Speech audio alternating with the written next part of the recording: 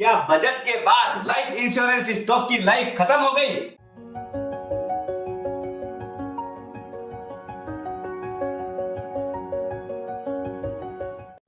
सुप्रभात दोस्तों, आप सभी का एसके हेल्थ एंड वेल्थ में स्वागत है।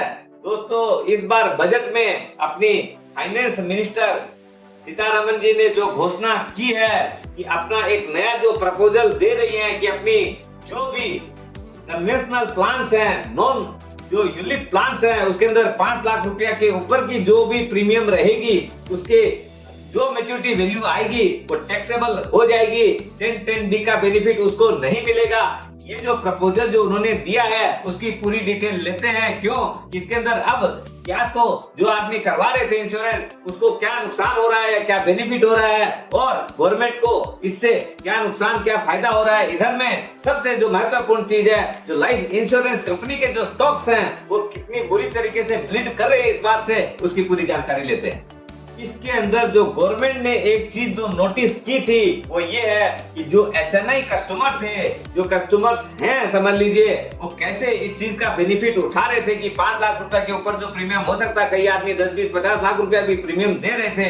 क्यों कि FD का रेट हो गया था आपका समझ लीजिए 4.5-5%, और वो भी जो इंटरेस्ट आता था FD के ऊपर वो फुल्ली टैक्सेबल था एज पर योर स्लैब।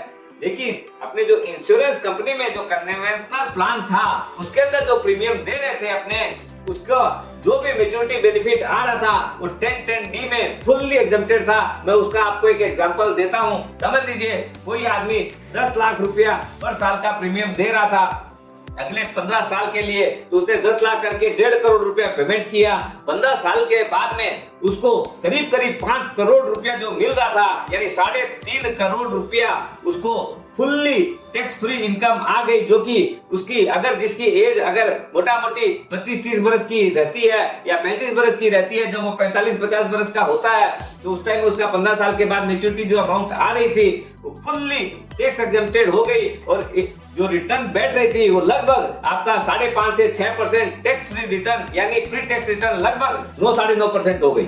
अब लेकिन ये जो नया प्रपोजल आया है, अब इससे लाइफ इंश्योरेंस कंपनी के जो स्टॉक्स हैं वो क्यों ब्लीड कर रहे हैं, क्यों? आज समझ लीजिए उसके बाद में जिस दिन बजट आया था उसी दिन से एकदम जबरदस्त माइनस में चल रहे हैं। आपका समझ लीजिए एज लो एज 5%, ऊपर में 15, 20% अपने स्टॉक्स करेक्टेड हो गए हैं। HDFC लाइफ हो चाहे आपकी SBI लाइफ है, ICICI है, मैक्स लाइफ है, सारे स्टॉक्स माइनस हुए हैं। इसका इम्पैक्ट क्या पड़ रहा है वो देखिए। आज के दिन सबसे ज्यादा इम्पैक्टेड हुई है HDFC लाइफ। क्यों? उन लोग की जो टिकट साइज जो है वो सबसे हाईएस्ट है इंडस्ट्री के अंदर, इसलिए ही उनका समझ लीजिए टेंटेटिव 53 से 55% जो उनका जो ग्रॉस कलेक्शन है वो HNI कस्टमर्स है, हाई एंड टिकट के हैं। अब अपना ये जो 5 लाख वाला जो नॉन यूलिप पॉलिसी जो है उसके ऊपर क्या इम्पैक्ट है और कैसे इसका कैलकुलेशन गवर्नमेंट ने किया है उसको ध्यान से सुनिएगा। दोस्तों, यूलिप के अंदर ऑलरेडी उन्होंने 2.5 लाख रुपया का रिस्ट्रिक्शन पहले से ला दिया है कि उसके ऊपर जो भी इनकम है वो टैक्सेबल ऑलरेडी पहले ही उन्होंने आगे प्रीवियस बजट में कर दी। अब ये जो कन्वेंशनल प्लान्स हैं उसके ऊपर 5 लाख के ऊपर वाला जो प्लान आया है, अब इसके अंदर आपको जो लोग जो डर रहे हैं वो मैं आपको बता देता हूं। आप अगर एग्जिस्टिंग में चाहे कितनी भी प्रीमियम दे रहे हैं उसकी जो भी मैच्योरिटी वैल्यू है वो अभी भी फुल्ली टैक्स फ्री है, 1010D उनके ऊपर एप्लीकेबल है। और एक खुशखबरी और दे देता हूं, जो लोग अभी तक समझ लीजिए अगर उतना बड़ा इन्वेस्टमेंट नहीं भी कर रखे हैं और करना चाह रहे थे तो अभी भी आपके पास विंडो खुली हुई है। आप 31 मार्च के पहले जो भी प्रीमियम देंगे, जो भी पॉलिसीज ले लेंगे, वो अभी भी फुल्ली टैक्स फ्री रहेगी, 1010D आपको एप्लीकेबल रहेगा। ये जो क्लोज है वो सिर्फ जो पॉलिसीज 1 अप्रैल 2023 ऑनवर्ड जो लोग लेंगे उनके ऊपर एप्लीकेबल है, न कि पुरानी जो एग्जिस्टिंग पॉलिसीज है उनके ऊपर। क्यों कि एज ए इंश्योरेंस एडवाइजर या एजेंट हमारे पास बहुत सारे कॉल आए कि भाई अब तो अपने सारा रुपया टैक्सेबल हो गया। इसलिए दोस्तों डरने की कोई बात नहीं है, आपका अभी भी वो रुपया पूरा 1010D में एप्लीकेबल है। क्यों कि ये रेट्रोस्पेक्टिव इफेक्ट नहीं है, ये 1 अप्रैल से होगा। ये जो 10-10D बेनिफिट जो उन्होंने उठाया है 5 लाख रुपया के ऊपर वालों को, लेकिन उसके अंदर एक छूट भी दी है। अगर कोई कारण से अगर डेथ केस हो जाता है, समझ लीजिए कोई आदमी ने 20 साल की पॉलिसी ली थी, अगर 13वें साल 13 ईयर यानी ईयर आपका अगर कोई आदमी की डेथ हो जाती है, समझ लो 18th ईयर में भी जाके अगर हो गई, तो सम इंश्योर्ड प्लस जो बोनस लेके जो भी रुपया आएगा in the name of nominee या लीगल हेयर, वो अभी भी टैक्स फ्री रहेगा in the hand of legal heir या नॉमिनी। गवर्नमेंट एक चीज और भी देख रही थी कि ये एक तरह से डेट प्रोडक्ट हो गया, तो जो एफडी है फिक्स डिपॉजिट है उसका इंटरेस्ट फुल्ली टैक्सेबल है एज पर स्लैब। आज का जो म्यूचुअल फंड में भी जो डेट इनकम आती है वो भी ऑलमोस्ट टैक्सेबल है, थोड़ी सी उसकी कैलकुलेशन अलग है, लेकिन फिर भी अपना मोर और लेस इट इज टैक्सेबल। खाली यही एक प्रोडक्ट था जो कि 10-10D में क्वालिफाइड हो रहा था HNI लोगों के लिए, जो लोग 5 लाख से ऊपर प्रीमियम दे रहे थे, इसलिए उन लोग को एक लेवल प्लेयर बनाने के लिए ये कार्य भी किया है। अपने पहले ऑलरेडी बता चुका हूँ, HDFC लाइफ वालों का करीब 53% उस कैटेगरी की प्रीमियम आ रही है अपना HNI कस्टमर में, और नेक्स्ट में आती है नेक्स्ट लाइफ। लेकिन दूसरी और तीसरी कैटेगरी में जो SBI लाइफ और ICICI लाइफ जो है, उन लोग का इस सेगमेंट के अंदर जो हाई टिकट वाले जो हैं वो 20-30% ही कस्टमर हैं या 20-30% ही प्रीमियम उस कैटेगरी में आते हैं, इसलिए उन लोग थोड़े से बेटर सेफ महसूस होते हैं। और इस कैटेगरी में सबसे ज्यादा अगर सेफ अगर कोई है तो वो LIC है, क्योंकि उन लोग का नंबर ऑफ पॉलिसी बहुत ज्यादा रहता है, उनका पेनिट्रेशन बहुत ज्यादा है, इसलिए उन लोग की जो टिकट साइज है वो बहुत ही स्मॉल है कंपैरेटिवली उन लोग के, इसलिए लग रहा है कि सबसे कम इम्पैक्टेड होनी चाहिए।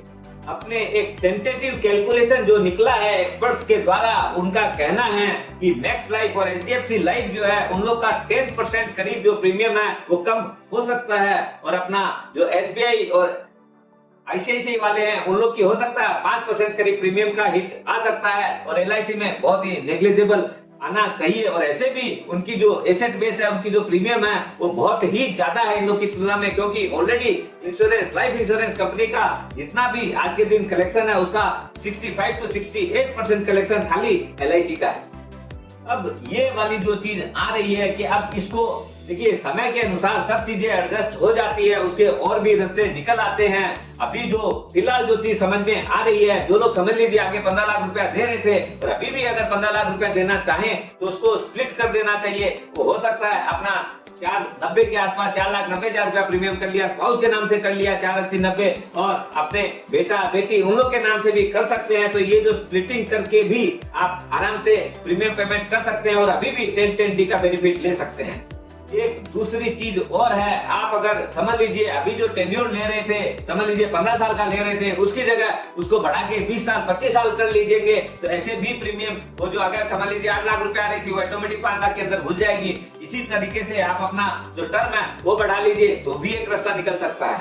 दिल छोटा न करें दोस्तों, और भी रास्ते कई निकलेंगे। 2 रास्ते तो मैं ऑलरेडी आपको बता दिया, और भी जैसे जैसे समय बीतेगा और भी चीजें, क्यों कि कंपनी को भी तो बिजनेस लेना है, तो उन लोग भी और कोई ना कोई ऐसे प्रोडक्ट डिजाइन कर लेंगे जिससे कि आपने उसका बेनिफिट ले सके, कस्टमर उठा सके। अगर स्टॉक्स की बात करें तो आज के दिन SBI लाइफ ज्यादा इम्यून लग रही है, क्यों कि उन लोग का कॉस्ट एडवांटेज भी है और सुपीरियर मार्जिन होने की वजह से लॉन्ग टर्म में लग रहा है कि कंपनी ज्यादा अच्छी रहेगी।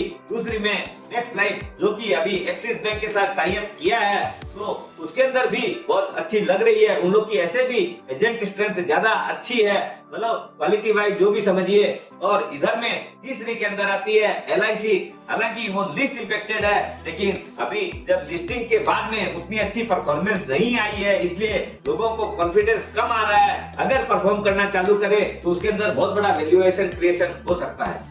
दोस्तों ये थी मोटी मोटी अपनी पूरी जो भी बातें थी वो शेयर किए हैं। अब आपको जो समझ में आए, क्योंकि देखिए अभी ये जो इंडस्ट्री है उसके अंदर समझ के ही कार्य एक बार करना चाहिए, क्यों एक बार जहाँ पर किंतु परंतु लग जाती है तो वहाँ पर वो ब्लीडिंग चालू रहती है और आगे जाके हो सकता है उठने में या ठीक होने में थोड़ा समय लग जाए। इसलिए स्वस्थ रहो, मस्त रहो और अपनी प्रीमियम को स्प्लिट करके टैक्स फ्री का आनंद लो।